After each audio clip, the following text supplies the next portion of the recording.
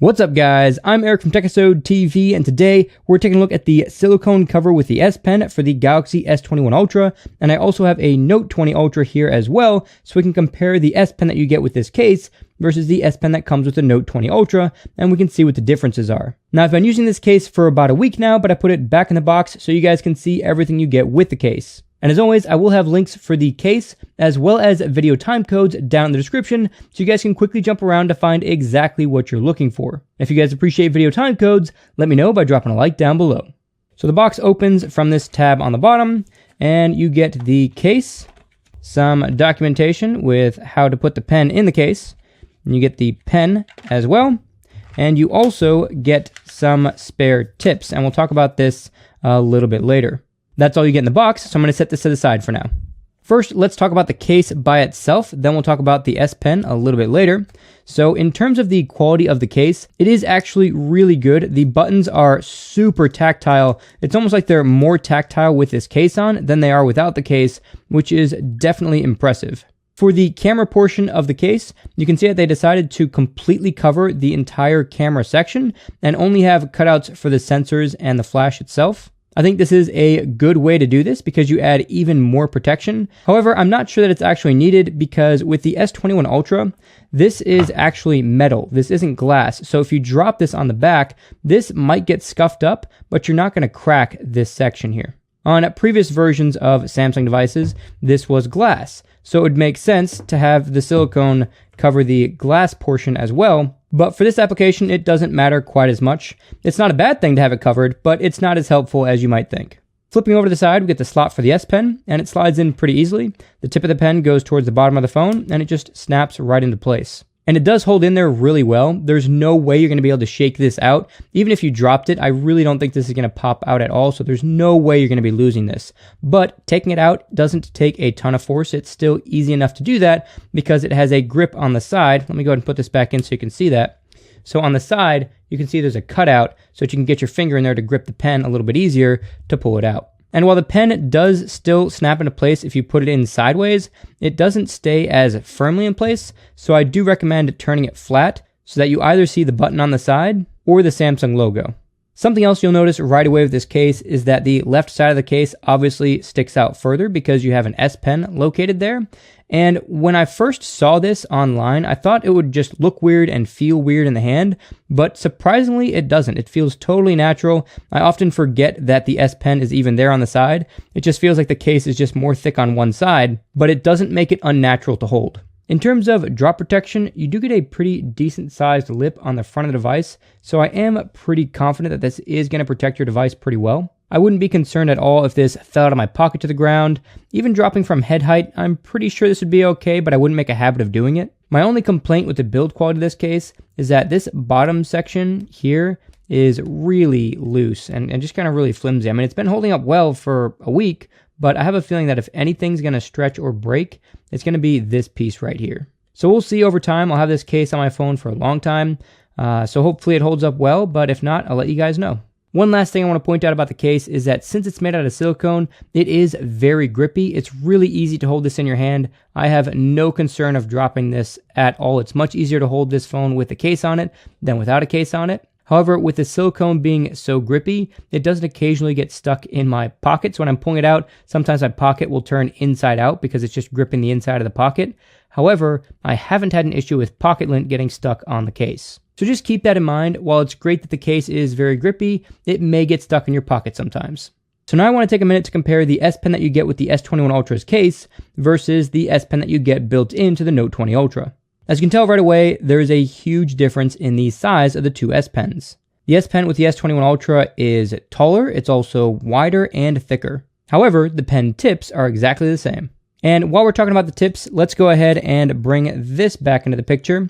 This comes with the S21 Ultra case, and this is something that you no longer get with the Galaxy Note 20 Ultra unless you specifically request it from Samsung. So in this little box are two things. You get something called an extractor, which is used to take out an existing S Pen, and then you also get two S Pen tips as well. So the black tip is a standard replacement tip, and this is exactly the same as the tip that comes on both the S Pen with the S21 Ultra and the S Pen with the Note 20 Ultra. And the white tip is a frictionless tip. This is just a hard plastic right here, whereas the black tip is kind of like a rubbery material, and the black tip gives you a lot more friction, which gives you a much more natural writing feeling, while the white tip gets rid of almost all friction, and it writes exactly as you would expect a pen to write on glass. I personally can't think of any situations where I'd want to use the white tip over the black tip, because having that friction does give a much more natural feeling when you're writing. But if you can think of a good use for the white tip, let me know down in the comments below.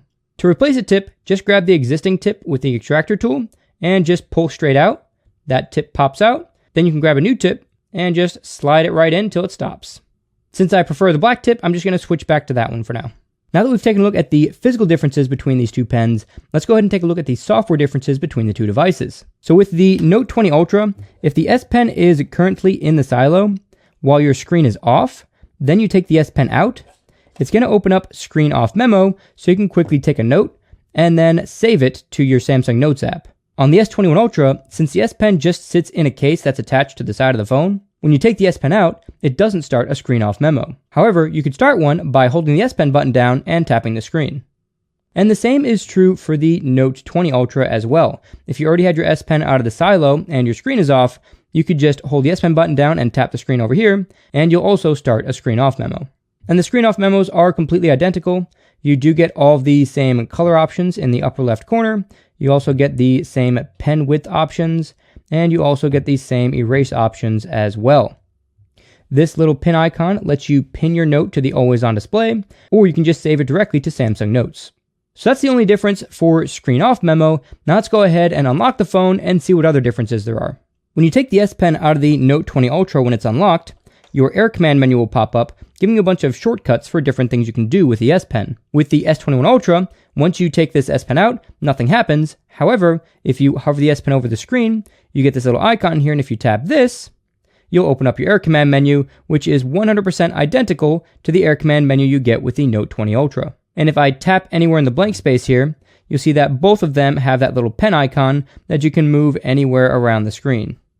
One important difference in the Air Command menu is that in the upper right corner, you'll see that the Note 20 Ultra has this pen icon with almost like a Wi-Fi signal coming out of it, and right now it says 100%.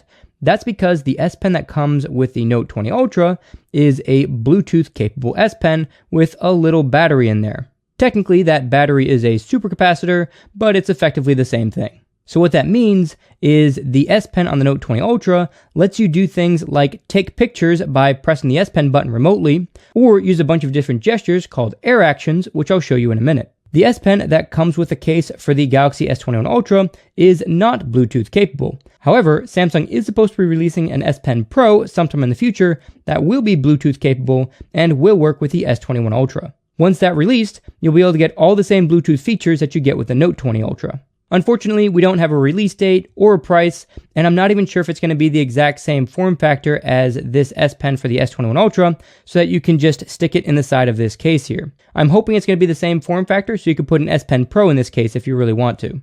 And in case you're wondering, you can't pair the S Pen from the Note 20 Ultra to the Galaxy S21 to get that Bluetooth control, and the same is true with the S Pen from the Tab S7 Plus. So you are going to have to wait for the Pro version of the S Pen to be released in order to get Bluetooth functionality with the S21 Ultra. And let me know in the comments below if you guys want me to get the S Pen Pro when it's eventually released, and do a video on that. Scrolling down to the bottom of this list, you'll get an option to add shortcuts. If you tap this, you'll see a list of all the available shortcuts, and as you can see, it's exactly the same list between the two devices. And if I scroll down, I also get the option to add apps to that list, so I can add shortcuts to any applications I have installed, and again, that's the exact same list on both of them as well. If we tap the gear in the bottom left corner, we're able to see more of the differences between the two S Pens.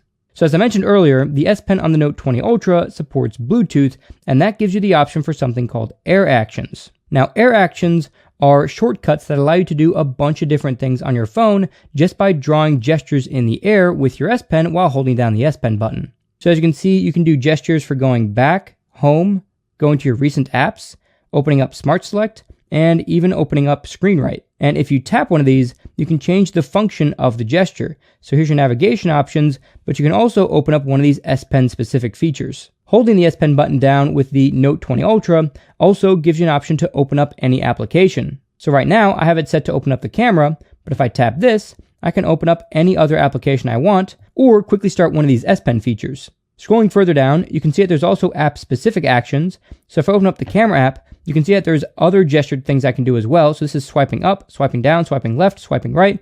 This is drawing a circle clockwise. This one's drawing a circle counterclockwise. And these will all do different things. Everything from switching the camera, changing the camera mode, even zooming in and zooming out. And you can also single press or double press the S Pen button to do a few different things as well. And if you tap one of these, you can select from a number of different actions. Now, I'm not going to go super in depth on all of the S Pen features because I've already done a number of videos on that, showing you guys the best practical features, as well as some really advanced S Pen features. So if you guys want to see those videos, you can click the card that's sliding out above if you want to learn more about the S Pen. So for now, I'm just giving you guys a brief overview of the differences between the S Pens on these two devices. So scrolling further down to the bottom, you can see that you also get media controls as well to do things like play and pause your music, skip forward or skip backwards in tracks, and even increase or decrease your volume. Let's back out of air actions and take a look at some of the other differences. So the next difference is something called S Pen Unlock. And what this does is it allows you to press the S Pen button to unlock your phone if your phone went to sleep while the S Pen was out of the silo. So let's say you were taking a bunch of notes on something, then you got distracted by something else for a couple minutes and your screen turned off. Instead of having to unlock your phone manually with like a password or your fingerprint, you could just press the S Pen button and it would unlock automatically since you hadn't put the S Pen back in the silo yet. Since the S21 Ultra doesn't have a silo, it obviously can't have this feature. After S Pen Unlock, we get to some common features. The first one is screen off memo that I showed you guys earlier. If you want, you can disable that completely. I personally use screen off memo a lot, so I'm going to keep it on. The next option that they both have is the ability to create a note with the S Pen button. And this just lets you create a note by holding down the S Pen button and double tapping the screen. That'll open up a note for you, and you can just start drawing right away. A feature that a lot of people don't even realize exists on the S Pen is that you can also hold the S Pen button down and drag to select text. And this lets you copy text that you wouldn't otherwise be able to select. So if I long pressed on this text, you'd see that it's not going to allow me to select any of this text. But holding down the S Pen button does allow me to select a bunch of different text. And this works in a ton of different applications to allow you to select text from pretty much anywhere. And as you can see, this does work on both devices.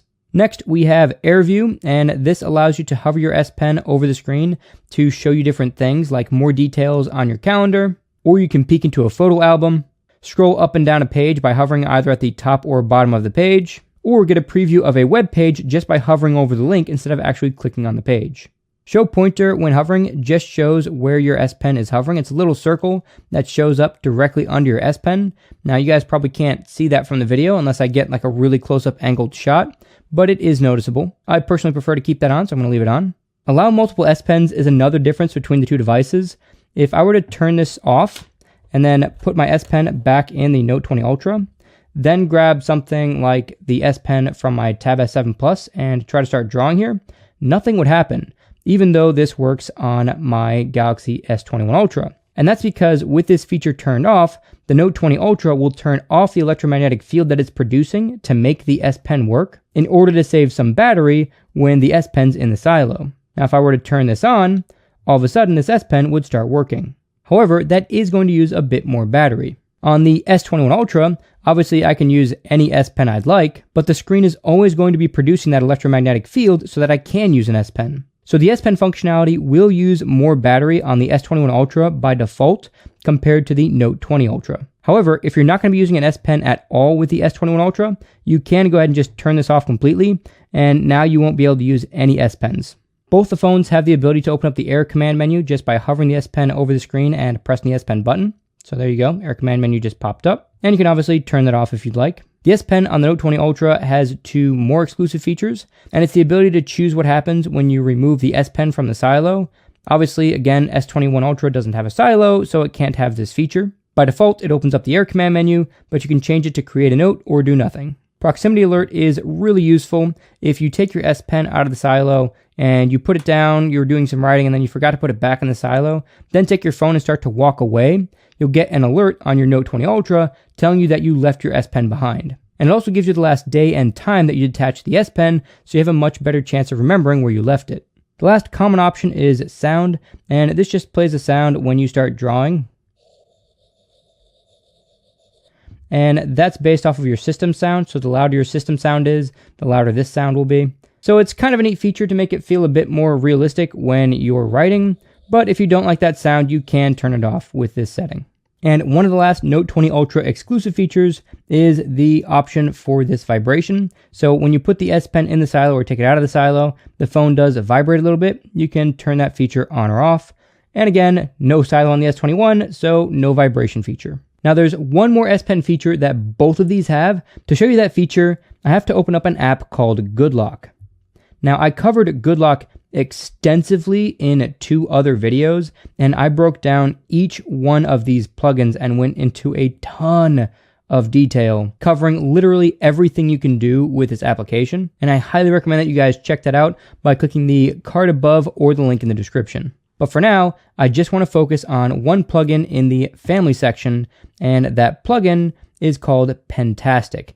So if I go ahead and open this, you'll see that you get a ton of different options for customizing your S Pen. You can change the style of your Air Command menu to one of these different styles here.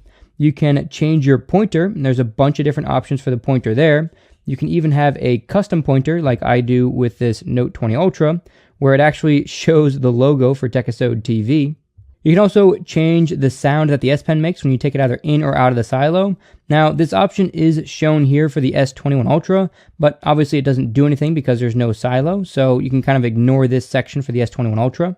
And the last really useful feature that's available for both of them is this double tap shortcut. So if I tap this, I can hold the S Pen button down and double tap to not only create a note, but open up any one of these S Pen features or open up any app I want. And that's not something you could do without downloading this Good Lock application. So there are all the differences between the 2 S Pens. If you guys found this video helpful and want to help me out, go ahead and drop a like on the video to help me beat the YouTube algorithm. And don't forget to subscribe and turn on notifications to see my deep dive coverage of the S21 Ultra. That's it for this Techisode. God bless guys, and I'll catch you in the next one.